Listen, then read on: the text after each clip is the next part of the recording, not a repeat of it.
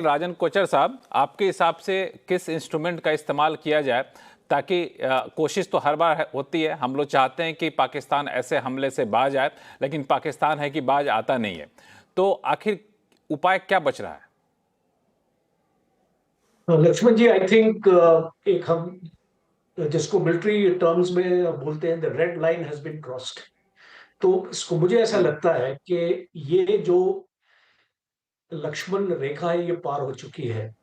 और हम्म। Northern army commander, अभी जो रिपोर्ट्स आई है, नॉर्दर्न आर्मी कमांडर श्रीनगर आ रहे हैं और पूरा इसका जायजा लेंगे और अपने GOC-15 कोर के साथ, और होम मिनिस्टर भी पहुंच रहे हैं वहां पे। तो इसको मुझे लगता है कि एक IB के डायरेक्टर भी जा रहे हैं और रॉ के भी जो भी चीफ है वहां पे होंगे। तो एक ऑन ग्राउंड सिचुएशन का जायजा लिया जाएगा और मुझे लगता है कि इसके बाद कोई ना कोई सख्त कदम गवर्नमेंट को लेना पड़ेगा। अभी वो स्टेज नहीं आई है कि आप इस इंसिडेंट के बाद कोई भी कदम ना लें। हम्म। और हम्म। जैसे कि जल हुनर साहब ने बताया कि एक ही ऑप्शन है, क्योंकि एक ऑप्शन आपके पास नहीं है। इंटरनेशनल प्रेशर आपने देख लिया, FATF की ग्रे लिस्ट से भी पाकिस्तान बाहर हो गया है और यूनाइटेड हम्म। स्टेट्स के साथ भी अच्छे रिलेशंस हो रहे हैं। चाइना ऑलरेडी पाकिस्तान में अपने स्टेक्स लेके पहुंचा हुआ है। तो मुझे लगता है कि आपके पास एक ही ऑप्शन है, कि आपके पास मिलिट्री ऑप्शन है और उसमें आपके पास दो ऑप्शन बनते हैं। एक आपके पास होता है हम्म। लिमिटेड स्ट्राइक, जैसे कि आपने हम्म। बालाकोट में की थी या आपने सर्जिकल स्ट्राइक की थी। दूसरा ऑप्शन है कि आप पाकिस्तान के ऊपर हमला बोल दें। और हम्म। ये दो ऑप्शंस हैं आपके पास। मुझे लगता है कि अभी की सिचुएशन देखते हुए एक लिमिटेड रिस्पांस की उम्मीद मैं रखता हूं गवर्नमेंट से, क्योंकि ये एक पॉलिटिकल डिसीजन है और मिलिट्री कमांडर्स को आपने अपना डिसीजन देना है। मिलिट्री कमांडर्स उसको कैरी आउट करेंगे। आज मैं हम्म। बिना संकोच के आपको मैं बता सकता हूं कि हमारी जो फौज है उसमें कैपेबिलिटी हम्म। है, उसमें स्ट्रेंथ है, उसमें रिजॉल्व है कि अगर हमको हमारे पॉलिटिकल बॉसेस बोलेंगे, चाहे हमको पाकिस्तान के ऊपर हमला भी करना पड़े, हमारी फौज तैयार है। 24/7 आदेश की देर है। हम पाकिस्तान पे हमला बोल सकते हैं, बिकॉज आपने देख लिया 1-1.5 साल से इन्फिल्ट्रेशन बढ़ रही है और स्टेक्स हम्म। पाकिस्तान ऊंचे कर रहा है। मुझे ऐसा लग रहा है कि जनरल मुनीर भी चाहता है कि इंडिया कोई स्ट्रॉन्ग एक्शन ले, जिसकी वजह से पाकिस्तान भी रिएक्ट करे, क्योंकि आज पाकिस्तान आर्मी का वजूद क्वेश्चन में है। हम्म। आपने बलूचिस्तान देखा, आपने हम्म। खैबर पख्तूनख्वा देखा ये बहुत और बड़ा आपका पॉइंट बताया आपने। अफगानिस्तान हम्म। बॉर्डर, वहां पर भी हम्म। पाकिस्तान की आपकी जो 11 कोर और 12 कोर डिप्लॉयड है। तो पाकिस्तान भी अपनी फौजों को वहां से निकाल नहीं पाएगा। पाकिस्तान के लिए भी एक हम्म। टू फ्रंट सिचुएशन हमेशा बनी रहेगी। तो ये आई थिंक एक बहुत ही डिलिबरेट डिसीजन होगा गवर्नमेंट का, क्योंकि आपको चाइना के बारे में भी सोचना है और आपने लद्दाख के इसको बारे में सोचना है, क्योंकि आपकी फौजें वहां पे भी डिप्लॉयड है। आप अपनी फौजों को मूव नहीं कर सकते इस तरफ। आपकी इसको हम्म। चाइना के बॉर्डर पे आपकी फौजें रहेंगी। तो आपके हम्म। पास जितनी आपके पास मिलिट्री स्ट्रेंथ है, आई थिंक वो काफी है पाकिस्तान को टैकल करने के लिए। अब हम ये उम्मीद कर सकते हैं कि चाइना इस लाइन में मत पड़े, क्योंकि एक पॉसिबिलिटी हो सकती है कि अगर एक भारत हमला करे तो चाइना का थ्रेट भी हमको शायद झेलना पड़ेगा।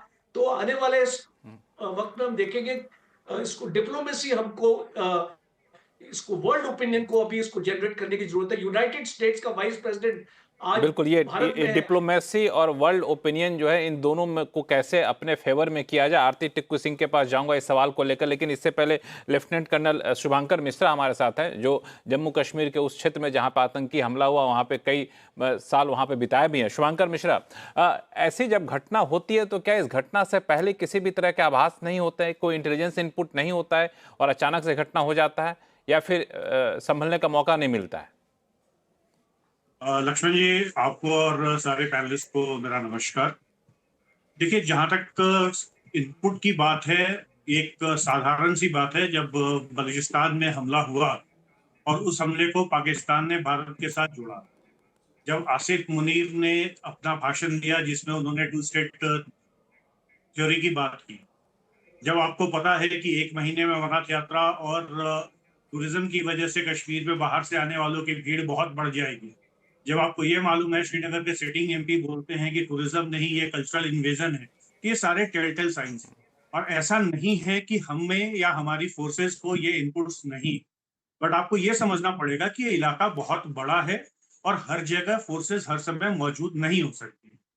दूसरी बात है, जो ओवरग्राउंड वर्कर्स हैं, जो सिंपथसाइजर्स हैं, जब तक ये लड़ाई, चाहे हम उसको किसी भी तरीके से शुतुरमुर्ग की तरह गर्दन अंदर घुसा के बैठे रहें और बोलें कि आतंकवाद का कोई धर्म नहीं होता और किसी तरीके से ये धर्म से लिंक नहीं है, आपको एक्सेप्ट करना पड़ेगा कि कश्मीर का आतंकवाद पूर्णतः हिंदू, मुस्लिम और इस्लामिक आतंकवाद है। जब तक आप इस चीज को नहीं मानेंगे, आप आगे नहीं बढ़ सकते। मैं ये क्यों कह रहा हूं? इसलिए नहीं कह रहा हूं कि आज वहां पे लोगों की कास्ट और जात और उनका धर्म पूछ के उनको गोली मारेगी, मैं इस वजह से नहीं बोल रहा हूँ। मैं इस वजह से बोल रहा हूँ कि जिस समय लश्कर ए तोयबा पर बैन लगा और एफएटीएफ की वजह से पाकिस्तान को लश्कर ए तोयबा को छुपाना पड़ा, उन्होंने टीआरएफ को खड़ा किया। टीआरएफ वो ऑर्गेनाइजेशन है, द रेजिस्टेंस फ्रंट, जिसने इस घटना की जिम्मेदारी ली है। और उन जिम्मेदारी को लेते हुए उन्होंने कहा कि ये 85,000 नॉन डोमिसाइल्स को डोमिसाइल दिया गया है, जिसमें कश्मीर का डेमोग्राफिक चेंज हो रहा है। अब मैं आपको बताऊं कि 85,000 नॉन डोमिसाइल्ड लोग कौन है। ये वो लोग हैं जिनको 1947 में, जब वो पाकिस्तान अधिकृत कश्मीर से और पाकिस्तान से भारत आए थे और जम्मू के इलाके में बसे थे या श्रीनगर में बसे थे, जिनको स्टेट सिटीजन नहीं माना गया, स्टेट सब्जेक्ट नहीं मान के उनको सिटीजनशिप नहीं दी गई थी। आर्टिकल 370 के एब्रोगेशन के बाद जब उनको स्टेट सब्जेक्ट माना गया और उनको सिटीजनशिप दी गई, ये उनको चुभ रहा है। और ये इसलिए चुभ रहा है कि इनमें से 90% से ज्यादा लोग भारतीय दलित वर्ग से हैं और कुछ सिख हैं। तो मुसीबत यह है कि हम शुतुरमुर्ग की तरह एक रिलीजियस प्रॉब्लम को एक पॉलिटिकल प्रॉब्लम की तरफ देख रहे हैं। दूसरा पॉइंट मेरा यह है कि हम पाकिस्तान को बड़ी जल्दी हमने अभी ब्लेम कर दिया, बट हम बीच में ये भूल रहे हैं कि एलओसी से पहलगाम की दूरी क्या है। क्या ये टेररिस्ट कल रात को एलओसी क्रॉस करके आज पहुंच गए और इन्होंने अपना काम कर दिया? इनको लॉजिस्टिकल सपोर्ट किसने प्रोवाइड किया? ट्रांसपोर्ट किसने मुहैया कराया? रात को ये कहां रुके? कौन थे ये लोग? क्या ये कश्मीरी नहीं थे? जिन लोगों को भी आज अपनी कश्मीरियत पे नाज है, मैं उनसे पूछना चाह रहा हूं, क्या इसके बाद वो कश्मीरियत जिंदा रहेगी? जहां आप लोगों की धर्म पूछ के उनका मतलब कत्लो गारत करें, तो ये clear cut case of religious और फैनेटिज्म है, ये जिनोसाइड है, इसके अलावा कुछ नहीं। एज फार एज आपका लोकल जो वहां की पॉलिटिक्स है, मैं ज्यादा नहीं अभी जानना चाहता हूं बिकॉज डेविएट हो जाऊंगा। फारूक अकबर अब्दुल्ला साहब और आगा साहब की बीच की जो आपस की लड़ाई है, ये एक कारण इसके पीछे ये भी हो सकता है। आसिफ मुनीर साहब हैं ही, और किसी को भी नहीं चाहिए कि पाकिस्तान हो या जो कश्मीरी अलगाववादी हैं, वो नहीं चाहते कि कश्मीर खास करके गर्मियों के मौसम में, जिस समय सबसे ज्यादा आमद होती है टूरिस्ट की, उस समय शांत रहे। दूसरा, अमेरिकी उपराष्ट्रपति जेडी वेंस इंडिया में है और आज तक ऐसा कोई माहौल और ऐसा कोई घटना नहीं हुई जिस समय कोई अमेरिकन प्रेसिडेंट या वाइस प्रेसिडेंट या इस लेवल का कोई फॉरेन डिग्निटरी इंडिया विजिट कर रहा हो और भारत में कुछ ना कुछ कांड ना हो। इसके कई पहलू हो सकते हैं। एक पहलू ये भी हो सकता है कि जिस तरीके से वक्फ बिल का विरोध हो रहा है और वक्फ बिल के समर्थन में लोग और विरोध में लोग दोनों तरफ खड़े हैं, मुर्शिदाबाद की घटनाएं हुई हैं, और इसको आप माने ना माने हिंदू मुस्लिम चश्मे से देखा जाएगा, तो ये कारण ये भी हो सकता है। हिंदू मुस्लिम चश्मे से देखा जाएगा, लेकिन जिस टीआरएफ ने जिम्मेदारी ली है वो भी इसी बात का एक जब स्थापना किया था तो इस बात की वकालत करा था कि हम तो कश्मीर को बचाना चाहते हैं, बाहरी लोगों को यहाँ से आने से रोकना चाहते हैं। 370 के बाद इसकी स्थापना की गई थी। अब उसने आतंकी